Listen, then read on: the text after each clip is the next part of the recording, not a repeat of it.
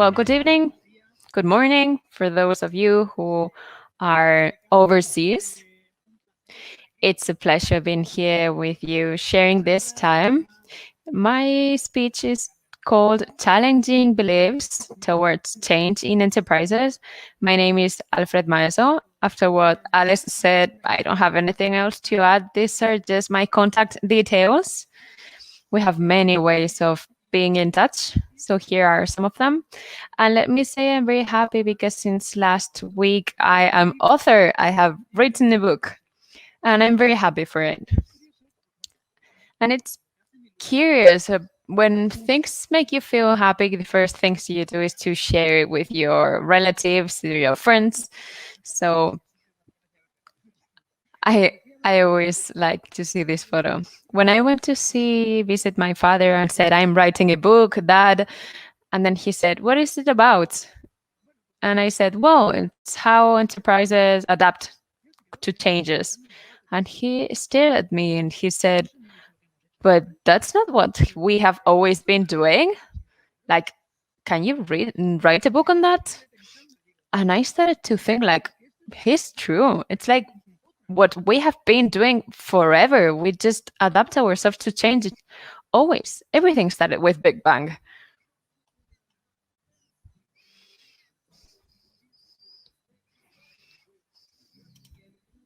If everything started with the Big Bang, I think what it is that is different today? What's the change? Why are we always talking about this and now organizing this amazing week, for example? And thinking about how to explain it, I came with the idea of the zombie apocalypse. If a few years ago somebody asked to us, do you see possible to have a zombie apocalypse? We would for sure say no, that won't happen. That happens only on TV, on Walking Dead and all that stuff. But in true life, that won't happen. But now I have the feeling that today we would all think that why not? I don't know, think about it. Maybe it's possible.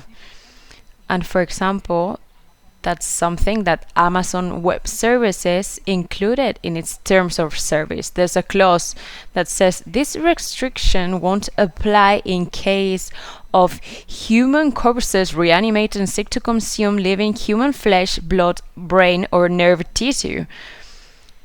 So everything's possible. We are changing so much and such at a rapid pace. It looks like we're changing at fast motion that even a zombie apocalypse looks probable. This we're living at an individual side, at a society level, and at the level of the companies. What happens on company? The average lifespan of enterprises in Spain has moved from 60 to 15 today. This makes that we're continuously creating new companies, opening, shutting companies.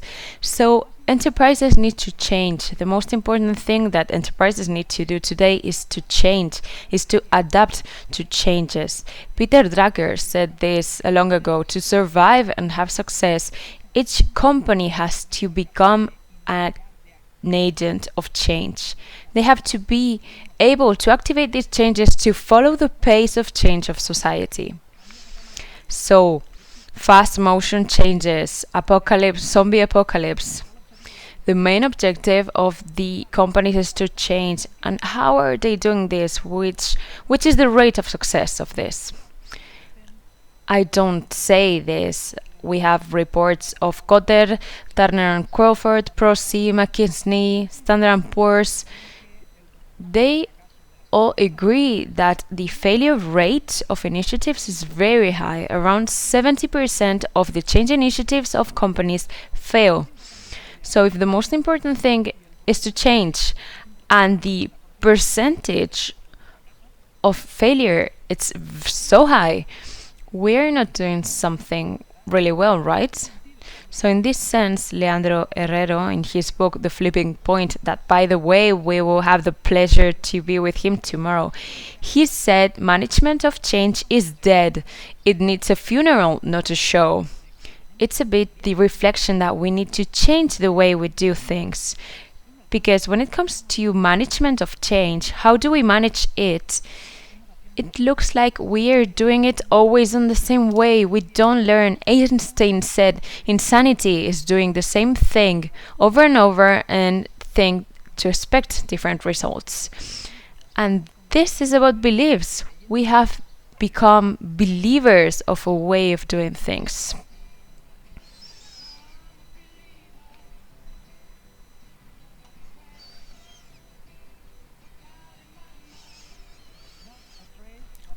Not a trace of doubt in my mind. No doubt in our minds. We are convinced that the way of managing change is this one. Today, in this presentation, my goal is to challenge at least three of these beliefs that we have towards organizational change. There could be much more, but I don't have time to explain more than three. So the first one is, when will we finish changing? The second one is, do you study or do you work? And the third one is, the best is the enemy of the good. So let's go to the first one. When will we finish change? And this is a question that many people ask to me, customers, when we are starting short or small changes or big changes. They always ask this question. And in a context in which everything is changed,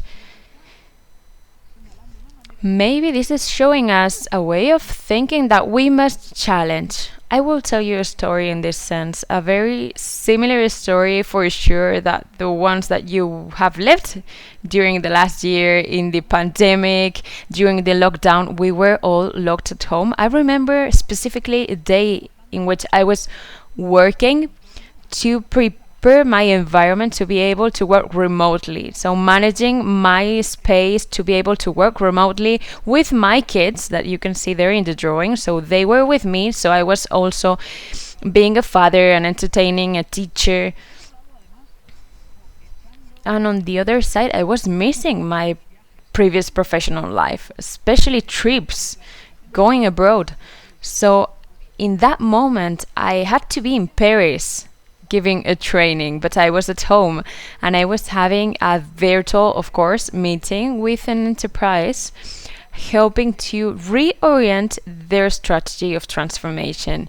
Changes, changes, and changes.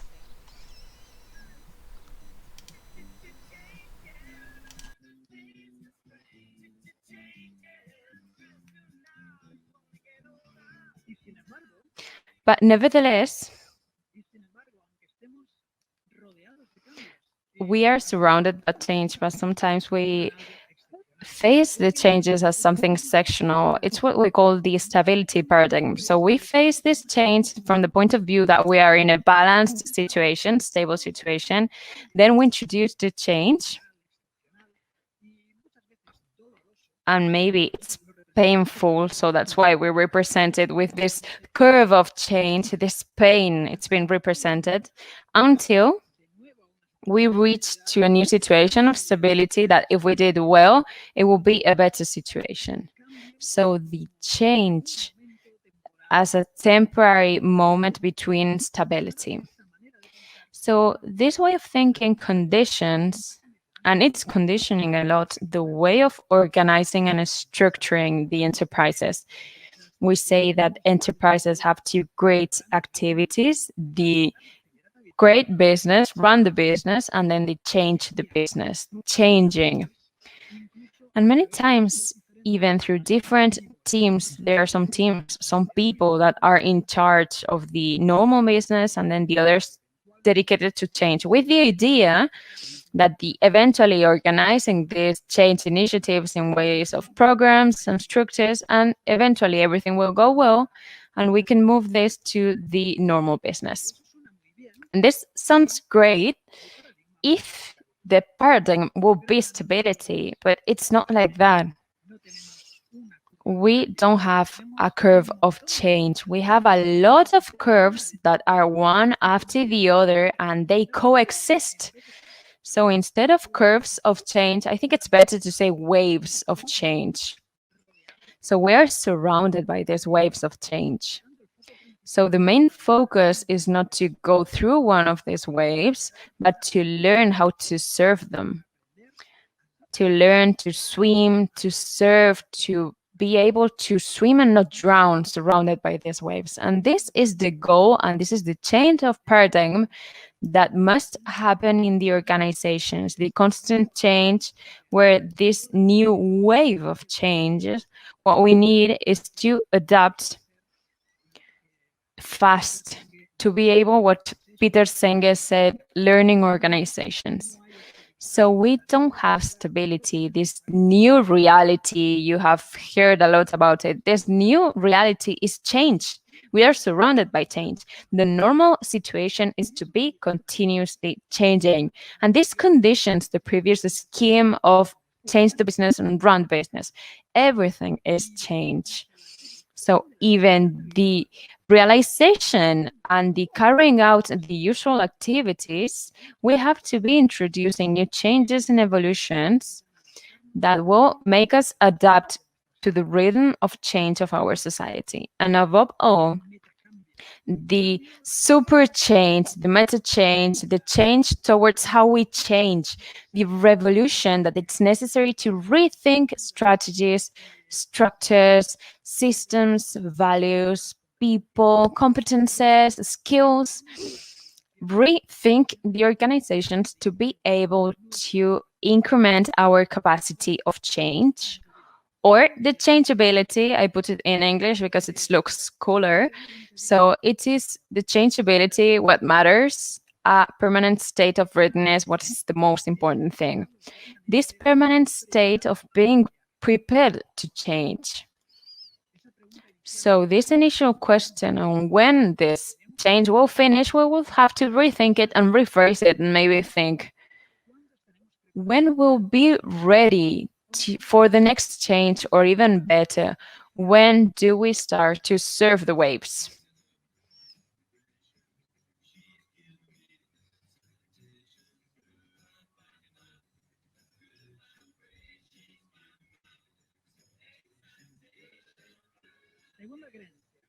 So second belief, it's, do you study or do you work? So that this is a quite old-fashioned sentence to flirt. It's so old-fashioned that not even me, I have used it. But apart from that, what this transmits to me is this separation that still exists in some sectors of the moment of studying, the moment of learning, against the moment of working. So in this sense, let me start with the story. I remember when I finished my degree and I started working in my first ever enterprise. It was a newspaper enterprise. We had some press, we were printing many documents. And I was working in the informatical maintenance sector. I arrived from university with a lot of energy. I was willing to do stuff, and I had an idea, an innovative idea, and I thought, I'm going to be great on this. And I created a system of OCR, of recognizing characters that allowed us to print better the bulletins, but I'm not going to explain details. But it was a big failure. And it was such a big failure that I left my enterprise completely blocked. They wouldn't be able to print the bulletin. It was an official bulletin. It had to be printed that day. And this delayed the publication of the rest of the newspapers, magazines. The workers had to stay there for more hours. It was a disaster. Okay, so I thought, they are going to fire me. They are going to say, hey, you've been here for a week and you have done this. Bye-bye. But no, it was not like that. It is true that I had a meeting with the general director, general manager, and I was really nervous. You can imagine. But this is the message he gave me. He said a list of things with a very good pace and voice. And at the end, he said, what did you learn today? What did you learn today? And this sentence is now within me since that day. After my degree, starting to work was not the end of this learning process. It was The second stage, I continued learning. In fact, to adapt ourselves to change, we have to learn because there's no change without a lesson. In this context of constant change, we have to continue be learning. We have to learn continuously. Not only learn, but learn fast in this environment in which we said the most important thing is to change. Even more important, the time to market is the time to learning. In which moment do we learn? So for this, I think there's an important step, a change of mindset that must happen. That is, where's the responsibility? Because many times we listen this thing like, no, they don't train me, I cannot learn because they don't train me.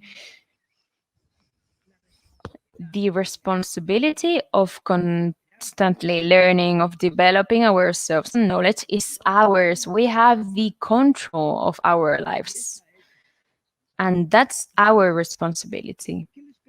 So, what do we demand to these enterprises? What do they have to do? They don't have to be in the middle, they don't have to block, they don't have to put barriers to the learning of people. And this can be translated into great things that I'm going to talk later is to give time and create an environment to enhance this continuous learning. But I keep this message. The responsibility of learning is of each of us, no one else. We just have to look at the person in the mirror.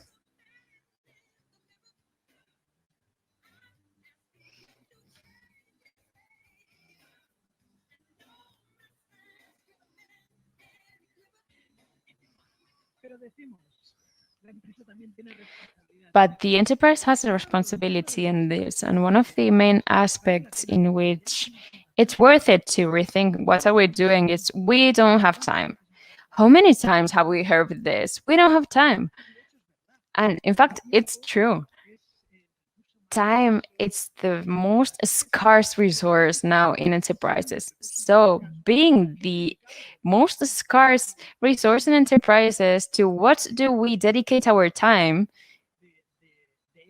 It's one of the factors of success of enterprises. So for sure you have seen this image many times in different formats. The we don't have time, we're really busy, we cannot stop, we cannot think, we cannot stop to reflect, we cannot improve. But if you do stop for a minute, you are not wasting time. In fact, you are having more time. So this is the first and most important point. What do we invest our time in? How we do ensure that we have time to learn? And from there, the idea is that once that we give time, we can help this learning, we can enhance the learning, enhance this environment through some structures and levers. But we don't have time, the structures and levers are not going to work. So what structures are we talking about? A data structure. A structure that combined and connected allow us to obtain real information on what's happening. So on that information, we can generate learning and knowledge that allows us to make decisions. So a good structure of management of data that empowers and enhances the knowledge, the learning from the experience of what is happening. The second point, the second structure for learning is to generate and to enhance a continuous dialogue. Sometimes we talk about the feedback, how important feedback is, but let's go a bit further from this feedback because feedback is to talk about something from the past. But let's maintain this conversation. Jason Little yesterday talked about generating dialogue, keep this dialogue open. We can talk openly on the vision, on the focus of the company, of the strategy. We can do it, right?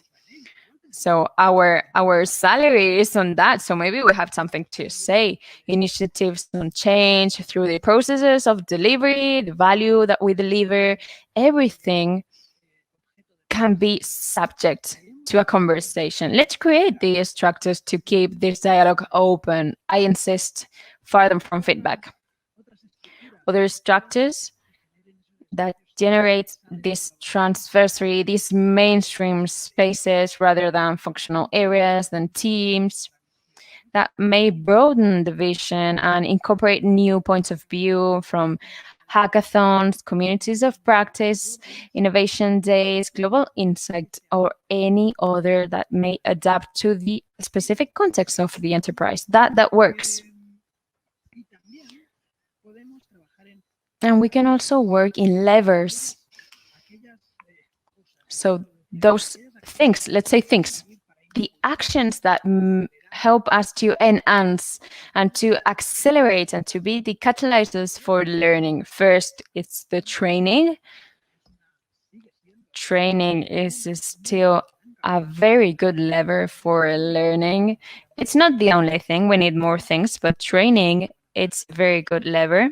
The culture of experimenting, this culture that will allow us, the people that have ideas like mine, the one I had in my first enterprise, that it's not necessary that we try this and we test this in production, that we have an environment to test, a safety environment, which is bonded and linked to accepting the mistake. We have to understand we're people, we're not machines, we're going to make mistakes, and it's going to be like this. So let's accept this, and this will allow us to learn. And finally, the diversity. The existing diversity today in the world, specifically in enterprises, is an asset, is a huge value. Diversity of backgrounds, of experiences, of ideas. This will give us and add us a variety of mindsets that enrich the final products and allow us to reach new situations that we wouldn't think they will be possible without this. So in this second belief, we started with this question of, do you study or do you work? So maybe we should rephrase this into, how do we learn working? Because we spend our lives learning.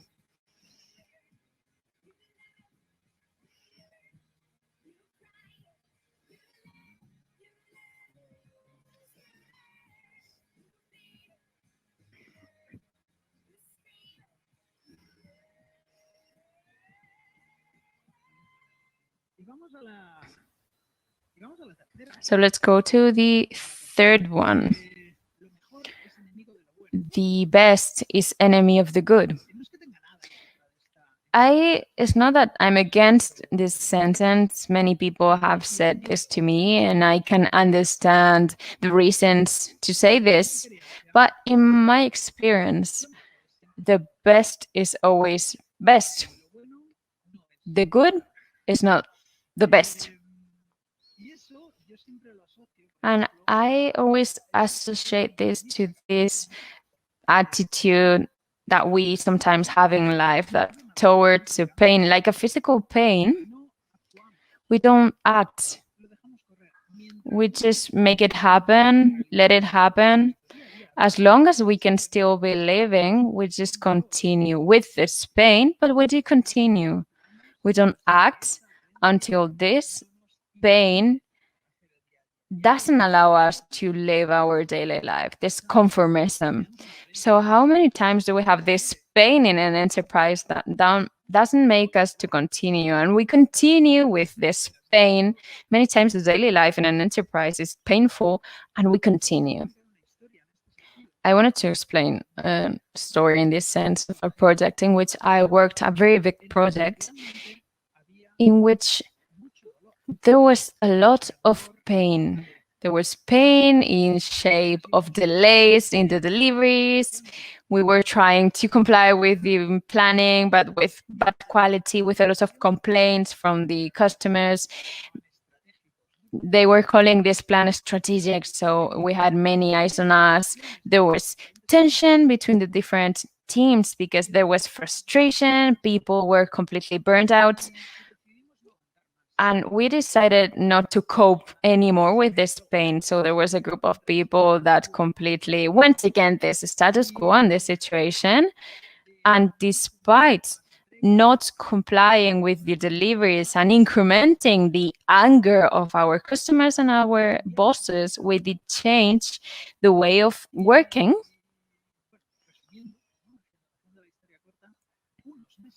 And some months later, the project was a big success. They had an innovation day in my enterprise, and the first prize was for this idea, this way of organizing ourselves. That was a rebellion at the first moment, kind of a strike. So we can do things, we can change. So let's bet on change. Let's dare change because we have the power of changing things.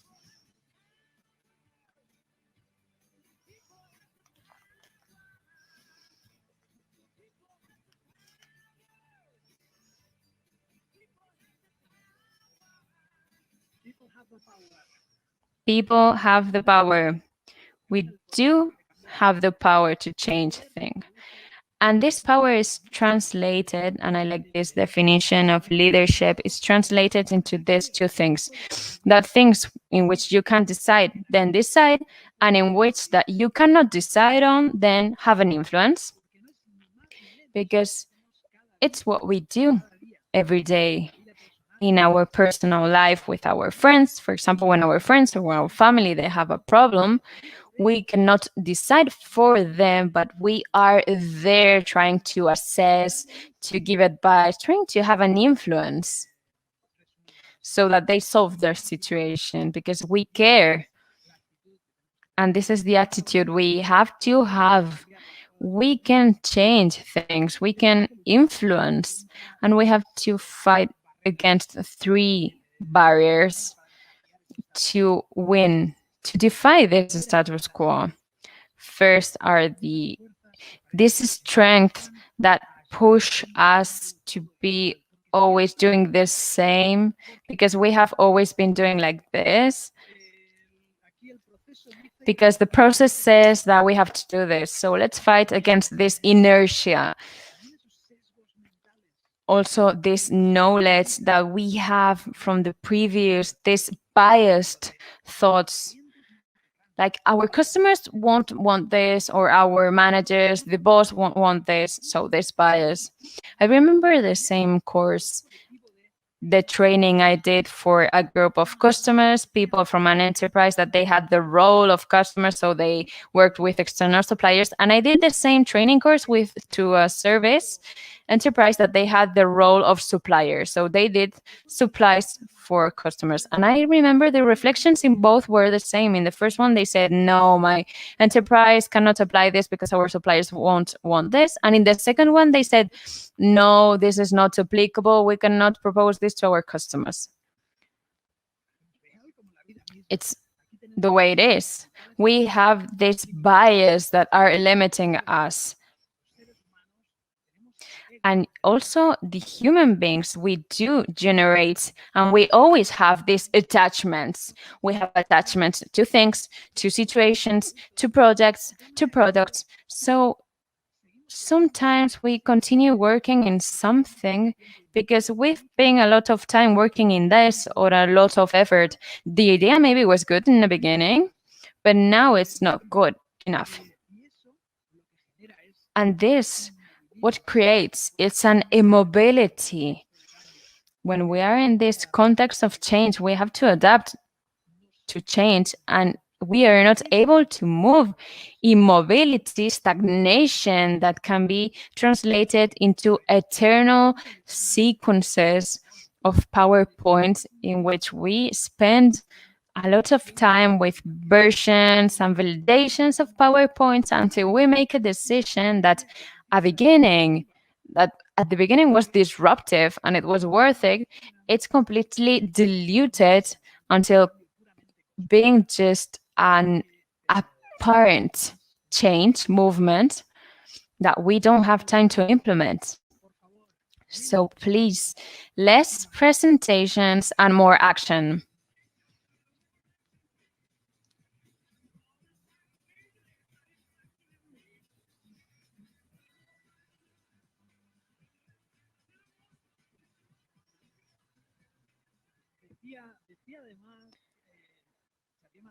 Xavier Marcet also said in an article published this week, said that our capacity to bureaucratize ourselves is extraordinary. We proceed, we standardize until the point in which everything we do in this organizational context is regulated. And he said in a reflection that I share, which is easy for each norm that we have, let's take other two. We don't want to have more. Let's do procedures on less because we need to be flexible, fast, agile to adapt to the context. Because things happen. Do you remember? Things happen. They're always happening. Apocalypse zombie, for example. So we have to have the capacity of act on this. And I'm not the only one who says this. Even the enterprises say this. For example, in Future of Jobs report published last year by the World Economic Forum, they did a great interview to several enterprises from different countries and sectors. They had to define the skills that they think they are going to be more demanded in people in 2025. We have talked about having an influence. Leadership influence is one of the skills that are going to be demanded. The learning, innovation, this resolutive behavior, the resilience, the critical attitude. All of this is what enterprises demand. They're asking for it. So it's worth it to work on this. Carol Dweck, a psychologist, popularized under the term growth mindset. So this mindset will allow to each one of us to develop continuously and grow and increment this capacity of adapting to changes. It's based on this willing to learn, to accept challenges, to be resilient, to have a critical mindset, to understand that effort, it's the key to mastering something. Because at the end, this is very important for me. Many times we talk about the cultural change, that no, we have to change the mindset, the culture of organizations, and the focus on cultural change. It's not from the inside to the outside, like trying to change the mindset and the mind of people. It is to try to enhance, to contribute that the way of interacting, the behaviors, the communication between people are the appropriate ones. And this will have this effect of spread that will generate the cultural change. So how can the organization create an environment in which people create this growth mindset? So we can develop this capacity of observe each other, look at each other from one functional area to other, among inside our enterprise and also outside. What's our competence doing? Our customers, the society, what are they doing? Let's challenge the trends. Let's ask ourselves, why are we doing what we are doing? Let's question ourselves if there's not a better way to do things.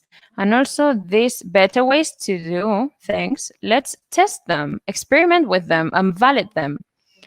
What mechanisms can we launch in our enterprises to contribute this so that happens?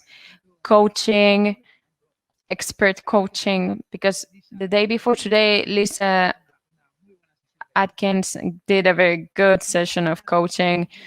Incorporate processes and tools to have an influence on the tools to enhance this attitude, to observe, to share, to give these mechanisms, this space, this time to share and to dialogue, to offer maybe some awards to the proper behaviors. And lastly, linking this with the session of Melanie Franklin of Mountain, how important is that leaders act as examples, as role models, so that they are able to walk the talk, like to give an example and do it accordingly. So, this third belief that the best is an enemy of the good, maybe we could rephrase this into how do we do it to improve every day? Because we don't have enough.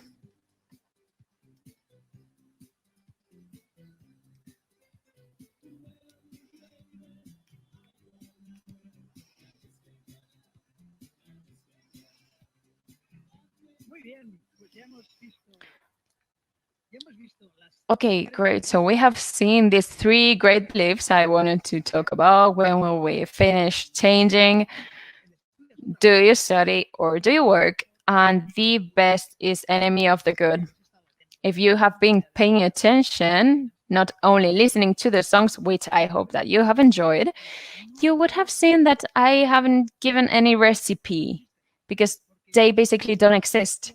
This presentation, what aims to be, it's just an invitation to think, to reflect, to make ourselves new question. I completely agree with the sentence that Jorge Wagensberg said that change a reply is evolution. Change the question is a revolution. So if we want to start a real revolution in our enterprises to adapt to this constant change framework, let's change the question. Let's think about new questions. Like, for example, the ones that I propose. When do we start surfing the waves? How do we learn working? And how do we do it to improve every day?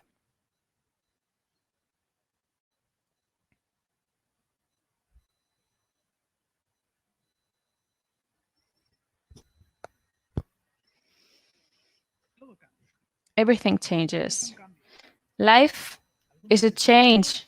Some well deserved, other not. Some come by surprise, other can be forecasted. To accept them, to be ready to change, we have to flow with them, and this makes us free. It frees us from the pressure of needing to control every aspect of our lives. Learn to surf and navigate the waves of change is difficult, but never a calm sea made a sailor an expert. And this is a challenge for our life, individual, as a society, and for enterprises. Enterprises should understand that their only aim and goal is to change, to adapt to change. And this is the great challenge. Not only think about change that they have in front of themselves, but how to prepare better for the next change that it's going to come for sure. Give time to generate an environment of learning. Let's be lighter on norms and laws to flexibilize, but make questions to ourselves, new questions that take us out from this stability. Future is to be written, but our responsibility is to be the best prepared as possible for the next change. Let's see us ourselves in the zombie apocalypse.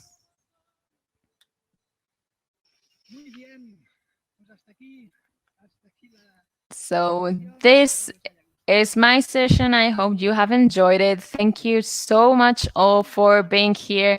Let me finish. I will be really fast, but I think I have to do some brief.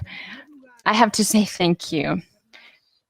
So thank you very much to Miko for being here with me, for being participating behind the camera and making this possible.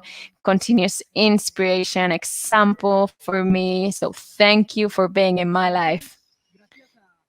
Thank you to Belen for being there, for your complicity, for your support, so that everything that is happening in this week, big part is your responsibility and mine. Thank you to the big team of the Change Management Week. Amazing, such a great work.